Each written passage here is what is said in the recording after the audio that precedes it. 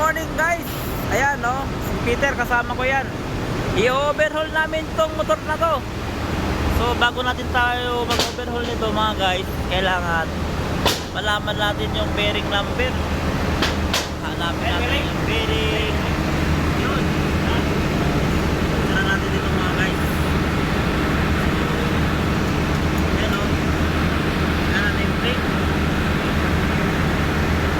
Morning! Ayan o. Guys, ganyan ang pag-overhaul ng motor. Yun. Dapat meron kayong kahoy, no? Na pagtutungtungan ng motor. Tapos meron kayong chain block na gagamitin. Yan yung chain block natin mga guys, no? Iaangat natin yung motor na yan. Tapos syempre sa pag-overhaul dapat handa lahat ng materyales bago nyo kalasin. Ang bearing number natin ay 6309. Ayun mga guys, yan yung ating gagamitin na bearing. Kailangan din natin gumamit ng heat gun. Ayan, para yung pagpasok at saka paglabas ng bearing na luma at saka yung bagong bearing madali lang pasok. Ito yung aking heat gun, no? Yung aking heat gun na gagamitin ay YTL 015 220 volts to 240 volts 50 to 60 Hz 1500 watts. Ito yung ating heat gun mga guys. Pala yung ating tinatawag na hydraulic, no? Hydraulic puller. Ito mga guys. So dapat meron kayong ganito kung kayo ay mag-overhaul ng motor. Kita nyo? CP 180, no? Yan yung hydraulic pump. Isang set yan mga guys. Ang gamit yan para i-pull yung bearing. Oh, yung ating motor, ejector pump motor. Ayan, oh. So ang rating nito ay maliit lang tong mga motor na to guys. Itong motor na to ay gawa ng Rototech 3-phase motor induction. Motor na to ay 22 kilowatts 60 Hz 440 volts. Yan lang kanyang motor specification. Kung titignan nyo yung guys, ganyan yan, no? Yan. Yan. Itong motor na to, meron tong fan sa likod. Yan, fan.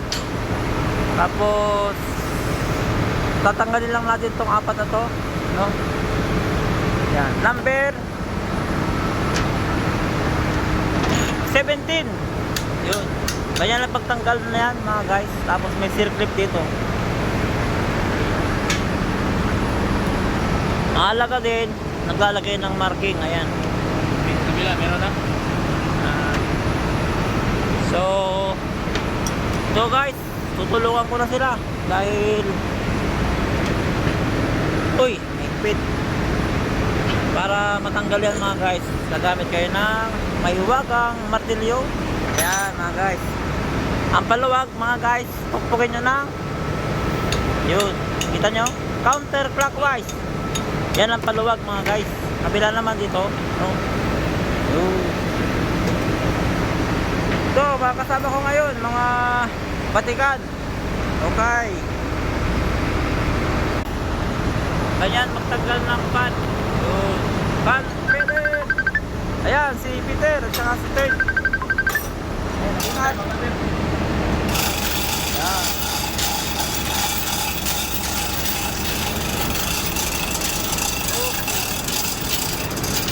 Ganito na itong malaki. Galang mo na, higa. Lipat natin dun sa anong babaw. Yan. So, kailangan meron kayong ganito. Ang tawag dyan ay yun, shackle yun. Tawag dun shackle, no? Meron kayong string. Iaangat natin yan, no? Dahan-dahan. Pag ayaw yan gumalaw, kailangan pupukpukin natin ng konti. Pero sige lang, angat lang. Pangat. Yan, no? Yan ang pagtanggal niyan mga guys. Gagamit kayo ng tanso. LED yan, LED. Silver yan, tingga pala, tingga kung tawagin. Yan. Sige, yan, dahan-dahan mga guys. So, oh, picture. Yun.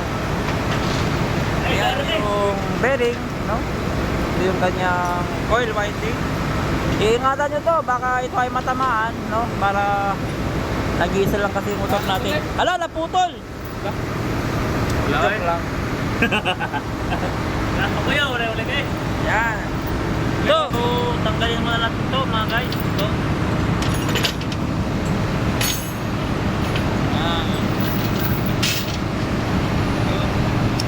Number 12.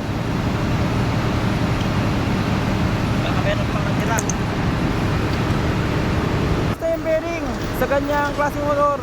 Dito nyo pupukpukin para lumabas. Yan. Hindi nyo makakatak yan. Dahil meron niyang circuit sa loob. Okay. Good. Oh, kapit. Ay! Bakit na humawak? Hawakan nyo yung ano, baka matamaan yung winding. Yung winding. Uy, tinamaan na. Oh, naku, muntik na. Buti nakita ko. So, ano nga, baka may gas-gas. Yun. So, wala loob mga guys. Ito yung bearing.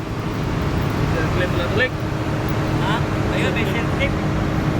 Pati natin mga guys. Shell clip. Bakit na din? Ayan guys, so sa mga ganyang motor, kung pagkatanggal kayo, huwag nyo pipili dyan pag di matanggal kagad. May shell clip yung bearing, no?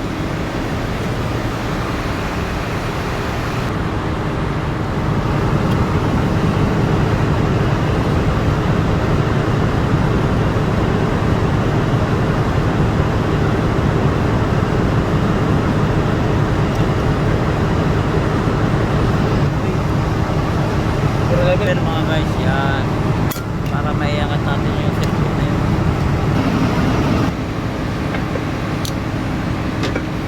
Hey! Putak. Labasan! Yan. Okay.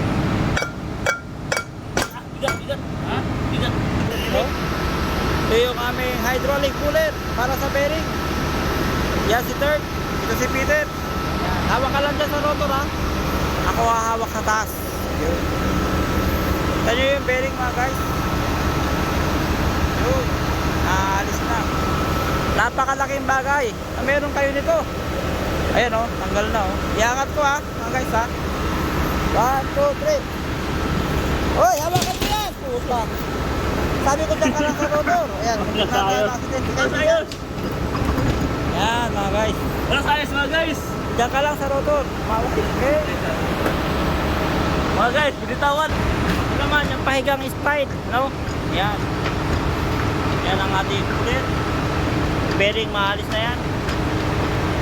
So yan na kayo bearing. Bearing na 6309. Pinapainitan ko yung paikot ng aking electric heater, heat gun. Para pag pinasok natin to, no? Madali siyang ipasok. Doon habang nagtatanggal sila ng bearing ko, binabanatan ko na to ng heat gun para madaling ipasok. So mamaya ibibigyan natin yung motor. Pwede na siguro.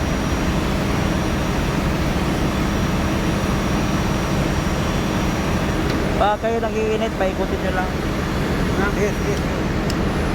Yun, salpak agad. Yun, bilis mga guys, diba? Salpak agad. Ang kabila naman, yan o. Doon sa nameplate, may 6209 at saka 6309. Pero dito, no? Pala yung 6309, yung luma. Ayan guys.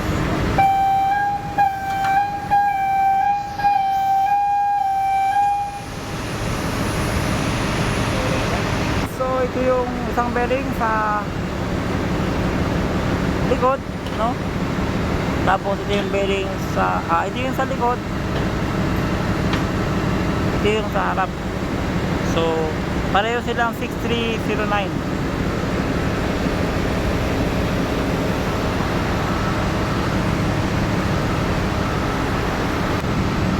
Ayan guys, so naipasok na namin.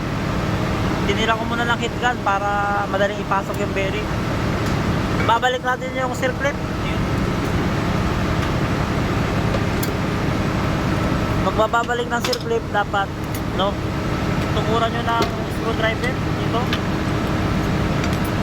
Pagkatukot nyan,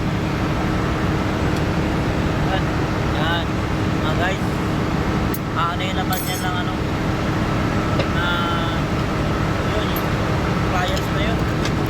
Ito mga guys, yung ating pang-ipit sliding. Kailangan na pasok natin sa loob.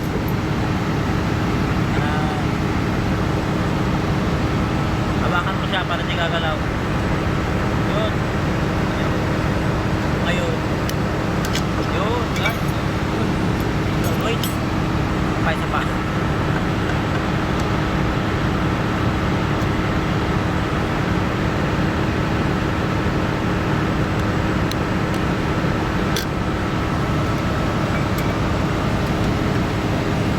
Ipasok ko muna yung kabila.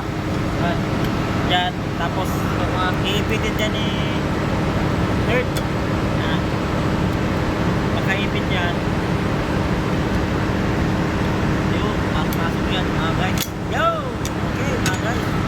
Kaya maganda talaga pag dalawang kamay ang gumagana. Dalawang kamay, dalawang isip. Nice. Yan, si kaibigan ko. Uy!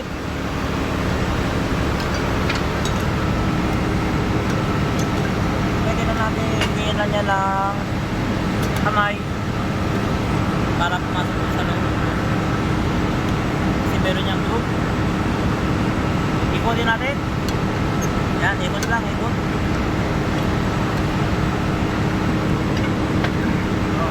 Yan, ikot lang, ikot. Okay na, umikot na siya. Yan, paglalagay niyan guys, dapat papasok dun sa group kasi meron niyang group. Kita niya ba yung group?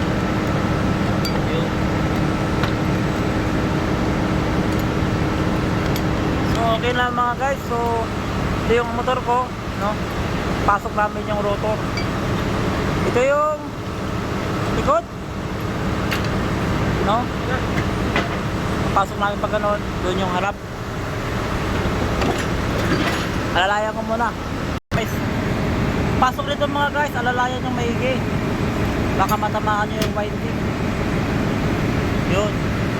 Hop, silipin mo dyan ha. Diretso. Dandan lang. Baka matawaan yung winding. Yan. So, ayan mga guys. Dalawang tao. Okay. Pasok na siya. Lalagay mo dito dyan. Okay. So mga guys, continue. Meron yata ano yan? Ito ba yan? Ito ba yun?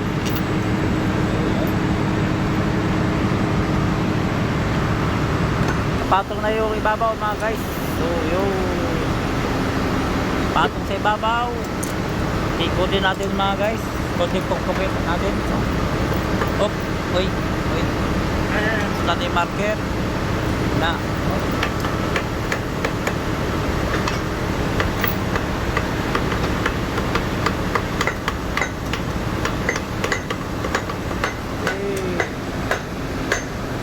tornilyo. Lagyan natin doon. Sama ako dyan. Go! Hop! Habang hinigpitan nila yan, no? Bibigyan-test ko na to. Bubuksan ko yung winding. Insulation tester, iset nyo lang siya ng 500 volts DC. Yan. Pag set ng 500 volts DC, press nyo nung test, no? Then, i-connect nyo yung negative probe. Ito yung ating G-herd. Negative probe. Tapos, syempre, line to line. Yan mga guys, nakikita nyo dito yung reading.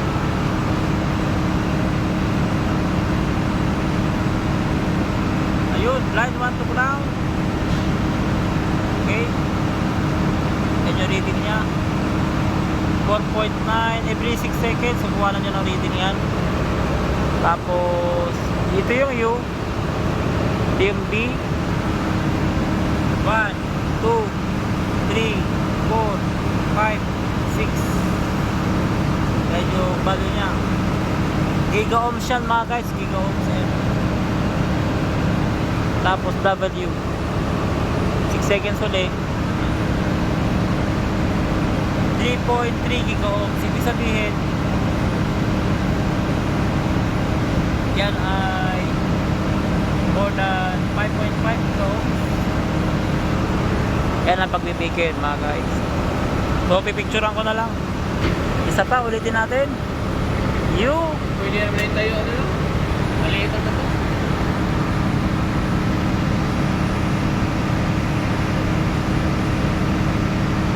Yun, ito yung ating motor.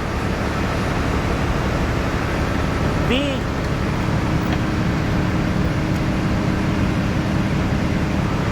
.5 giga ohm. Sabihin 550 mega ohm. W 5.5 din. 550. Okay na. So pagtapos nyo mag-migel mga kaibigan, i-off nyo yan. Then kuha kayo ng test dip. So, ayan guys, naglagay ako ng wire. Tapos isa-isa natin siyang i-discharge. Discharge natin dito. Nakikita niya yan. Meron niyang spark. Sa malalaki mo may spark yan. Natapos siya discharge. Tapos na ang ating migger. Balik ko natin yan. Bye Na. Ayan, no, dadali namin papunta doon. Doon namin ilalagay. Mano-manong hihila yung motor. Mano-manong hihila yung motor. Chain block, ililipat natin. Ito mga guys, dapat malambot. Okay yan, no? Uy! Mga guys, lagyan natin dito. Ayan. Kasama dito. Okay. Yan, okay. Yan, guys. Okay, dalawang chain block. Isa doon. Isa doon.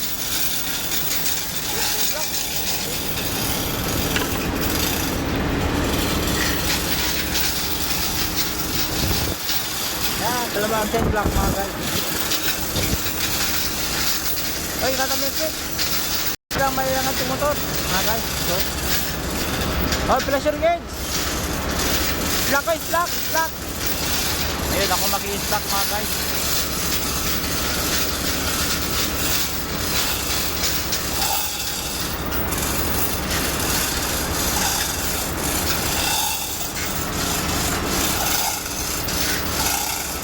Yan ang chain block. Napakalaking bagay.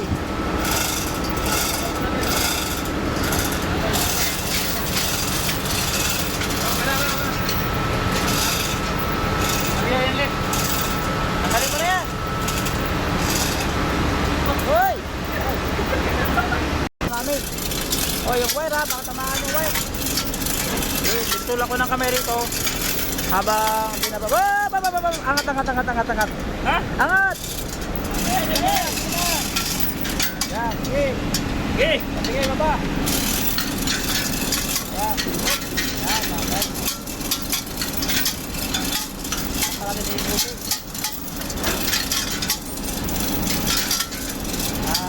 Bumala. Ayan, go.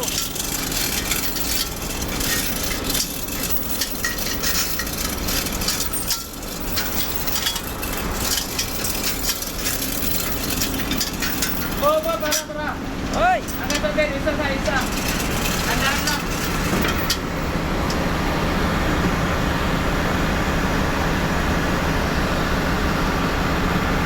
Okay.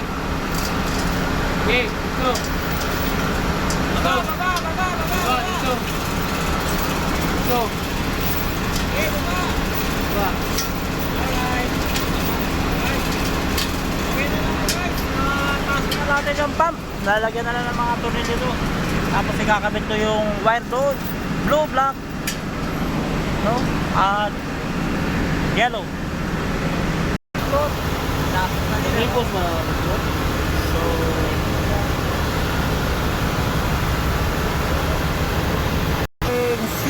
cooling si water pump motor, no?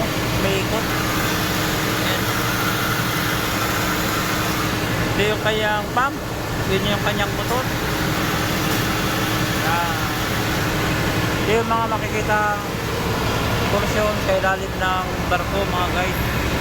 Ito nakikita nyo yung tubo na yan. Yan yung pipe ng aming switches, no? Ito naman yung pipe sa aming ballast. Yun, overboard.